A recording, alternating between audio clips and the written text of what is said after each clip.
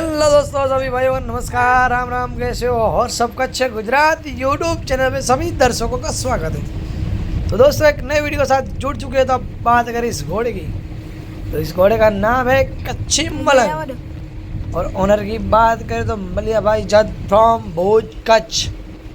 और सवार की बात करें तो रमजो भाई, वो भी भुज कच्छ से है। तो अभी चल रही है 23 तारीख की बड़ी तैयारी, और यह है अदांत बच्चा।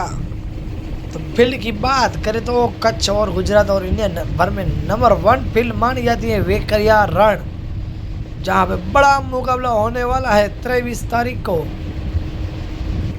जो शनिवार को रेस है। बहुत ही घोड़े आने वाले हैं वही रेस में।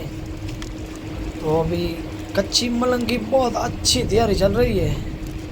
वाकई खूबसूरत घोड़ा है कच्ची मलंग, नाम भी अच्छा और चाल भी ऐसी, और सवारी की और घोड़े की बहुत ही अच्छी तालमेल जम रही है। दोस्तों, घोड़े की चाल देखिए तो दोस्तों, वाकई खूबसूरत घोड़ा चल रहा है। बड़ी तैयारी चल रही है घोड़े की, और भी घोड़े आने वाले। बड़ा दंगल लड़ने के लिए आप भी आइए आपका घोड़ा लेकर कच्छ वेकरिया रण में, जो भुज से 35 किलोमीटर दूर वेकरिया रण में बड़ा मुकाबला है।